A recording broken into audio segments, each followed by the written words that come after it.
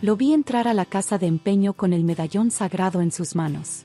Mi propio primo, a quien consideraba un hermano, había robado la reliquia más preciada de nuestra abuela para pagar sus deudas de juego. En ese momento, sentí que toda nuestra familia se desmoronaba. Historias como esta podrían pasarte a ti. Suscríbete y escucha lo que aprendí sobre la traición familiar. Crecí en un pequeño pueblo de Michoacán donde todos se conocían y los secretos familiares eran guardados como tesoros. Mi abuela Concepción era la matriarca de nuestra familia, respetada no solo por sus hijos y nietos, sino por todo el pueblo. La casa de adobe de la abuela, con sus paredes color terracota y su patio lleno de bugambilias, era el centro de todas nuestras reuniones familiares. El aroma de sus chiles rellenos y tamales siempre atraía a todos los miembros de la familia cada domingo después de misa. Entre todas sus posesiones, había una que la abuela atesoraba más que cualquier otra, un medallón de oro con la imagen de la Virgen de Guadalupe que había pertenecido a su bisabuela. Este medallón había sido pasado de generación en generación a la mujer más digna de la familia.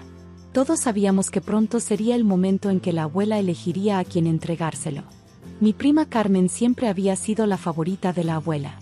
Ella había estudiado medicina en la Ciudad de México y regresaba al pueblo cada vez que podía para atender gratuitamente a los ancianos.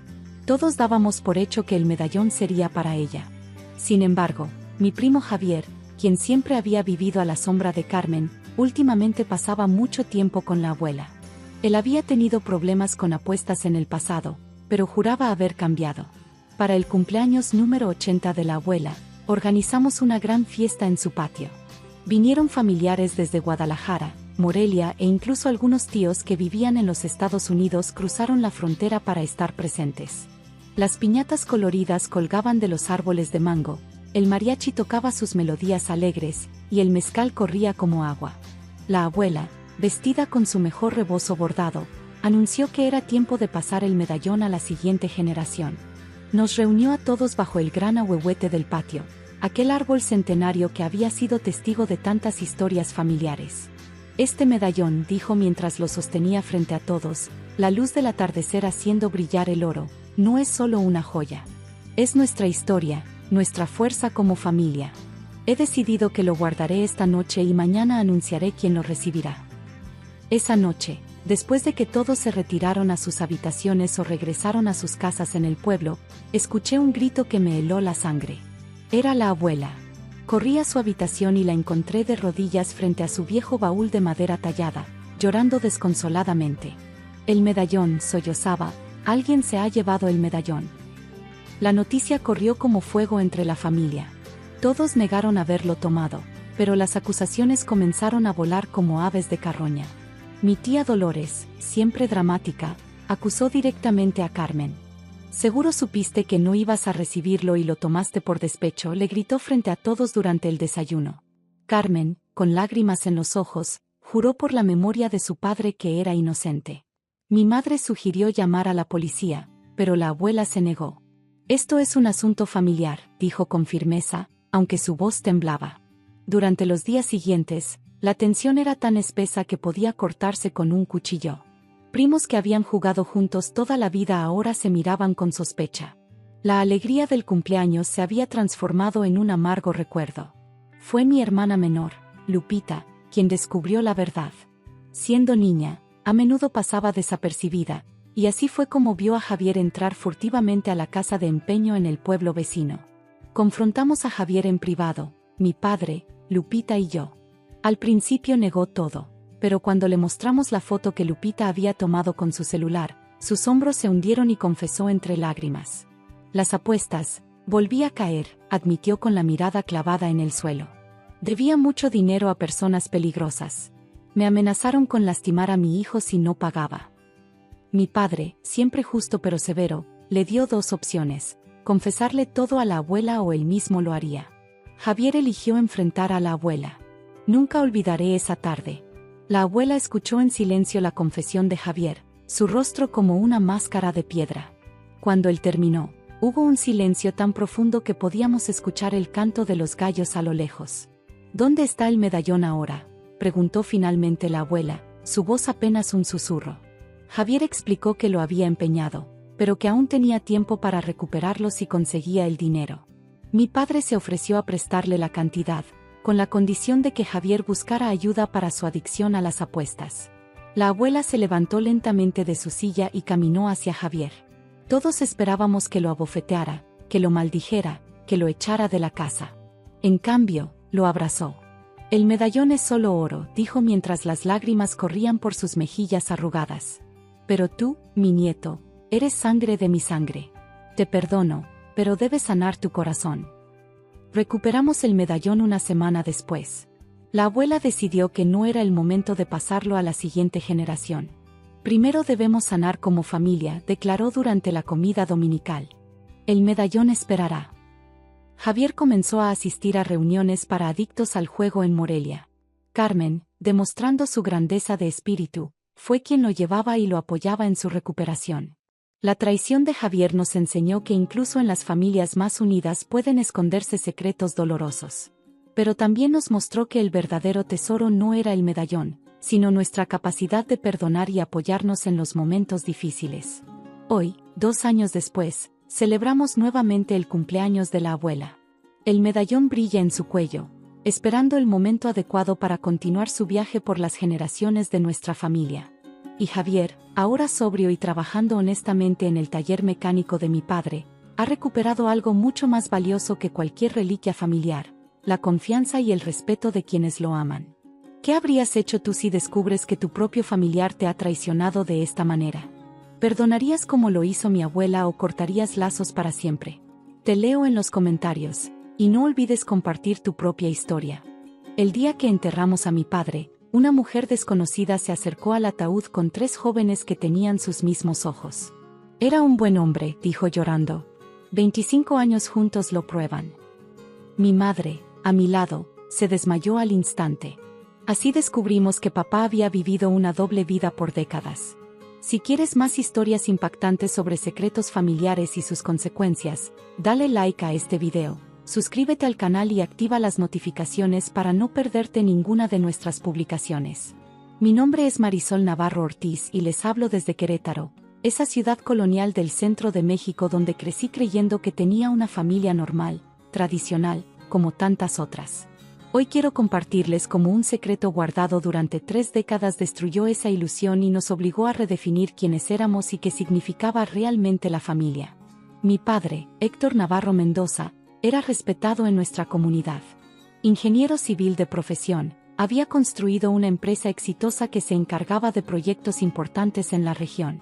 Todos los domingos íbamos a misa en el templo de Santa Rosa de Viterbo. Después comíamos en familia barbacoa o carnitas en algún restaurante del centro, y por las tardes, a veces, paseábamos por el jardín Cenea escuchando la música de la banda tradicional. Papá trabajaba mucho. Desde que tengo memoria, hacía frecuentes viajes de negocios a la Ciudad de México, a veces por varios días. Tengo proyectos importantes allá, nos explicaba mientras mamá preparaba su maleta.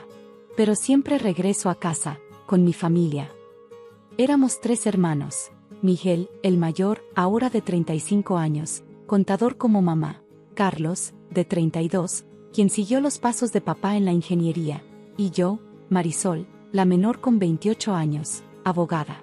Crecimos en una casa amplia en el fraccionamiento Jurica, con jardín, alberca y todos los privilegios de una familia de clase media alta mexicana. Como en todas las familias, había tensiones. Papá era estricto, tradicional, a veces distante emocionalmente. Pero también era generoso, se preocupaba por nuestra educación, nos llevaba de vacaciones a Cancún o Puerto Vallarta cada año. A mamá la trataba con respeto, aunque a veces notábamos cierta formalidad entre ellos, como si fueran más socios que amantes. Pero eso no era tan inusual entre matrimonios de su generación. Todo cambió hace exactamente 1 año. Papá murió repentinamente de un infarto mientras estaba en uno de sus viajes a la Ciudad de México. La noticia nos destrozó. A pesar de sus defectos, lo queríamos profundamente. Era nuestro pilar, nuestro ejemplo. Los trámites fueron confusos. Estaba solo en su habitación de hotel cuando sucedió. Miguel y Carlos viajaron a la capital para encargarse del cuerpo y los papeles. Notaron algunas cosas extrañas. El hotel no era el mismo donde papá solía hospedarse cuando íbamos con él. Entre sus pertenencias encontraron un juego de llaves desconocido y una tarjeta de crédito que no sabíamos que tenía. Pero en medio del dolor, no le dieron mayor importancia. Lo importante era traer a papá de vuelta a Querétaro, para despedirlo como merecía. El velorio se realizó en una funeraria cercana a nuestra casa. Vinieron familiares, amigos, socios de negocios, vecinos. Mamá recibía el pésame con esa dignidad que siempre la ha caracterizado, vestida completamente de negro, sosteniendo un rosario entre sus manos temblorosas. Fue durante el segundo día del velorio cuando la fisura en nuestra realidad comenzó a abrirse. Un grupo de personas desconocidas llegó. Una mujer de aproximadamente la edad de mamá, elegante, visiblemente afectada, acompañada por 3 jóvenes, 2 hombres y una mujer, todos entre 20 y 30 años.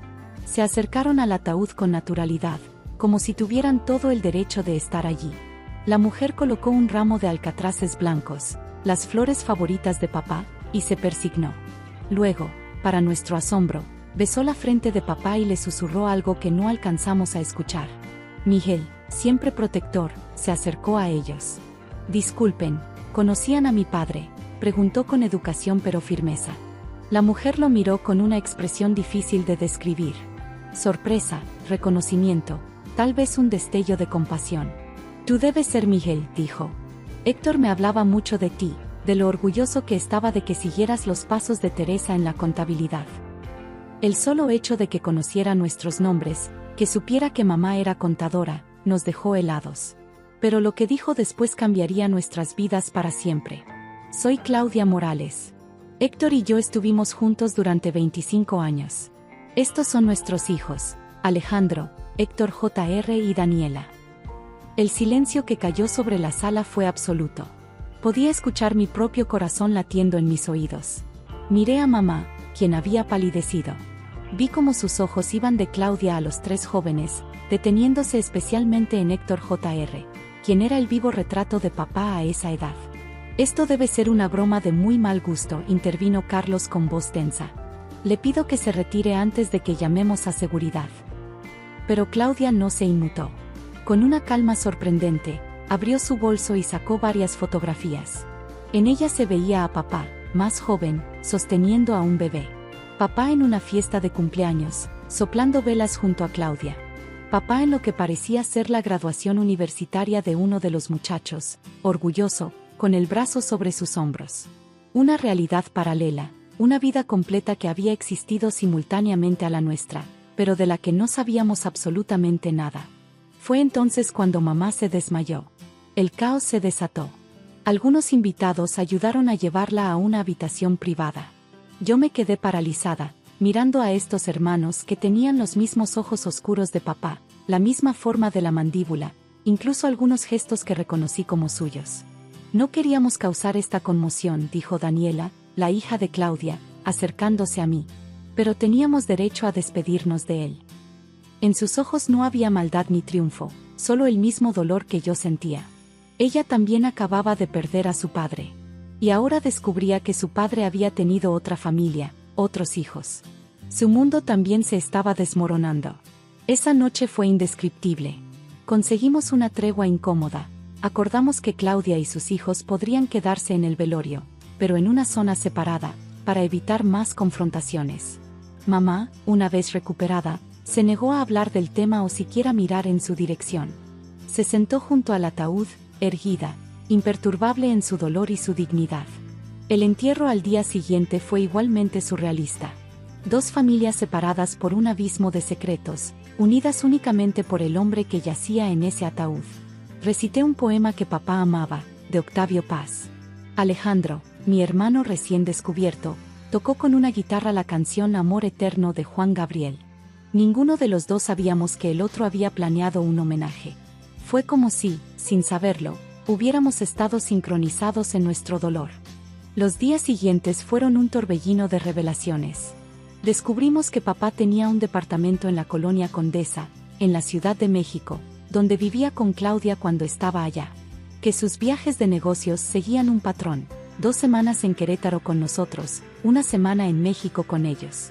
Que sus proyectos en la capital eran reales, pero no tan frecuentes como nos hacía creer. Encontramos una segunda cuenta bancaria, documentos legales donde había reconocido a sus otros hijos, incluso un testamento paralelo que dividía sus bienes entre sus dos familias. Papá había sido meticuloso en mantener sus dos vidas perfectamente balanceadas, incluso en la muerte. Para mamá, fue devastador. No solo había perdido a su esposo, sino que 30 años de matrimonio habían sido puestos en duda. Cada recuerdo, cada aniversario, cada momento que creía único y especial, ahora estaba contaminado por la pregunta: ¿estaba pensando en ella, en la otra familia?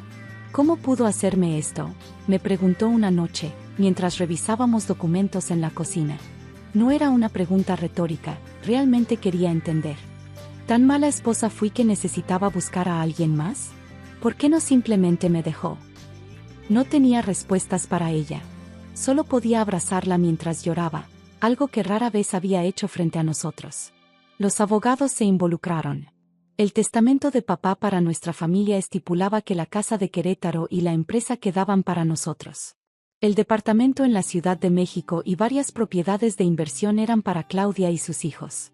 Había sido cuidadoso en distribuir sus bienes de manera que ambas familias quedaran protegidas. Pero los problemas no eran principalmente legales, sino emocionales. ¿Cómo procesas que la persona que creías conocer mejor que nadie en el mundo, el hombre que te crió, que te llevaba a la escuela, que te cuidaba cuando estabas enferma, había estado viviendo una mentira durante toda tu vida? Mi hermano Miguel reaccionó con rabia. Se negó a hablar de papá, quitó sus fotografías de su casa, incluso consideró cambiarse el apellido. Ya no sé quién era ese hombre, decía. El padre que creí tener nunca existió. Carlos se sumergió en el trabajo, haciéndose cargo de la empresa familiar, ocupando el vacío físico que papá había dejado, como si así pudiera evitar enfrentar el vacío emocional. Yo, quizás por mi formación como abogada, sentí la necesidad de entender, de encontrar respuestas, de reconstruir la historia completa. Y para eso, necesitaba hablar con Claudia. Fue una decisión difícil. Mamá se sintió traicionada cuando le dije que quería reunirme con esa mujer. Mis hermanos me advirtieron que estaba abriéndome a más dolor. Pero necesitaba saber. Nos encontramos en un café neutral, en San Miguel de Allende, a medio camino entre Querétaro y la Ciudad de México. Ella vino sola. Cuando la vi entrar, sentí una mezcla confusa de emociones, resentimiento, curiosidad, y un extraño sentimiento de conexión. Después de todo, ambas habíamos amado al mismo hombre, aunque de maneras diferentes. Gracias por aceptar verme, le dije cuando se sentó. Eres muy valiente, respondió. Más de lo que yo hubiera sido en tu situación. Hablamos durante horas. Me contó cómo conoció a papá, cuando ella era una joven arquitecta trabajando en un proyecto donde él era el ingeniero principal. Como al principio no sabía que estaba casado. Cuando lo descubrió, quiso terminar la relación, pero para entonces ya estaba profundamente enamorada. Tu padre me prometió que dejaría a tu madre, me explicó. Pero siempre había una razón para posponerlo. Primero fue porque tú y tus hermanos eran pequeños. Luego porque estaban en la universidad. Después porque la empresa era demasiado importante en Querétaro y no podía simplemente irse.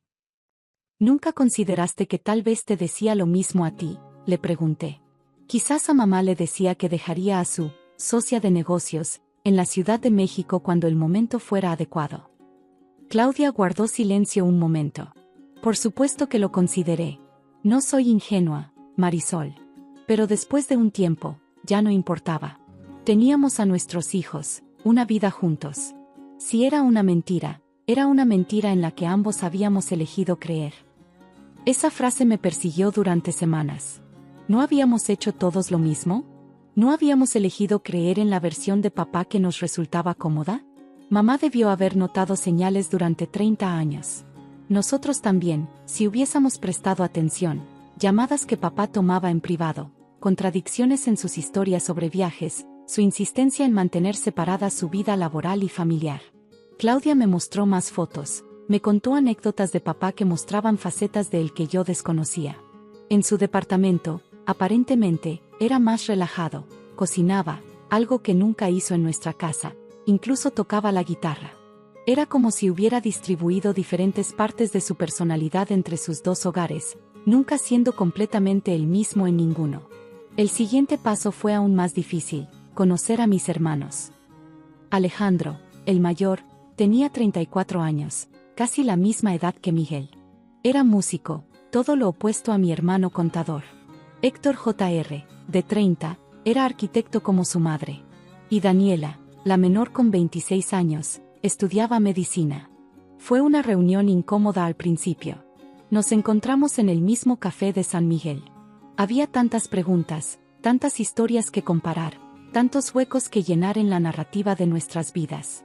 Descubrimos similitudes sorprendentes. Alejandro y yo compartíamos la misma alergia a las fresas que papá tenía. Héctor Jr. hacía el mismo gesto con las manos cuando estaba concentrado. Daniela tenía la misma risa explosiva. Genes que habían viajado a través de la mentira, conectándonos a pesar de todo. También había diferencias significativas.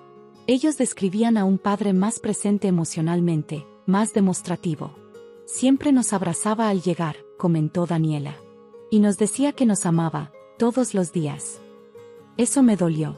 Papá rara vez nos decía esas palabras a nosotros. ¿Por qué podía ser afectuoso con ellos pero no con nosotros? ¿Nos amaba menos? ¿O simplemente había construido personalidades diferentes para cada familia, como actores que interpretan distintos papeles según el escenario? En los meses siguientes, mantuve contacto con mis medios hermanos. A veces nos reuníamos, compartíamos recuerdos, intentábamos reconciliar las dos versiones de papá que habíamos conocido. Miguel se negó a participar, pero Carlos eventualmente accedió a conocerlos, impulsado por la curiosidad y quizás la necesidad de cerrar heridas. Mamá y Claudia nunca se reunieron de nuevo. Hay heridas demasiado profundas, traiciones que no pueden ser perdonadas. Pero establecieron una comunicación civilizada a través de abogados para resolver asuntos pendientes. Un año después de la muerte de papá, organizamos una misa en su memoria. Fue mi idea, un intento de encontrar algún tipo de cierre, de reconciliación, no entre las familias, sino con la memoria de papá. Para mi sorpresa, todos asistieron: mamá, que se sentó en la primera fila, mis hermanos, Claudia, discretamente en la parte trasera, Alejandro, Héctor Jr. y Daniela. El padre José, quien había conocido a papá toda su vida pero que aparentemente no sabía nada de su doble vida, habló sobre el perdón, sobre la complejidad del corazón humano, sobre cómo a veces las personas que amamos pueden lastimarnos profundamente sin que eso niegue el amor que sentían por nosotros. Después, en el atrio de la iglesia, vi algo que nunca esperé: mamá acercándose a Claudia. No se abrazaron, no hubo grandes gestos de reconciliación. Solo dos mujeres que habían amado al mismo hombre, que habían sido engañadas por décadas, reconociendo silenciosamente el dolor compartido. Era un buen hombre en muchos sentidos, dijo mamá. Pero nos falló a todos. Claudia asintió. A veces pienso que él era quien más sufría, dividido entre dos vidas, incapaz de ser completamente feliz en ninguna. ¿Era cierto? ¿Había sido papá víctima de su propia mentira? Es una pregunta que me hago constantemente. ¿Qué lo llevó a construir esa doble vida tan elaborada? ¿Egoísmo, cobardía, o una incapacidad genuina para elegir, para renunciar a alguna de sus familias? Un año después, seguimos reconstruyendo nuestras vidas. La empresa familiar ahora es dirigida por Carlos y, sorprendentemente, Héctor Jr., quien resultó tener talento para los negocios. Trabajan bien juntos, combinando sus habilidades de ingeniero y arquitecto. Miguel sigue distante, pero al menos ya no reacciona con ira cuando se menciona a papá. Mamá vendió la casa de Querétaro, demasiado llena de recuerdos, y se mudó a un pequeño departamento cerca de mi casa. Está retomando su carrera como contadora, redescubriendo la independencia que tal vez sacrificó durante su matrimonio. En cuanto a mí, mantengo una relación cercana con Daniela, mi media hermana. Hay algo reconfortante en encontrar a alguien que comparte no solo tu sangre sino también tu experiencia de traición y redescubrimiento. Estamos escribiendo juntas un libro sobre nuestra historia, una forma de procesar lo sucedido y quizás ayudar a otros que han experimentado revelaciones familiares similares. ¿Hemos perdonado a papá? Es complicado. Hay días en que siento que comprendo sus razones, su miedo a perder a cualquiera de sus familias. Otros días, la rabia regresa con fuerza. El sentimiento de traición se siente fresco nuevamente.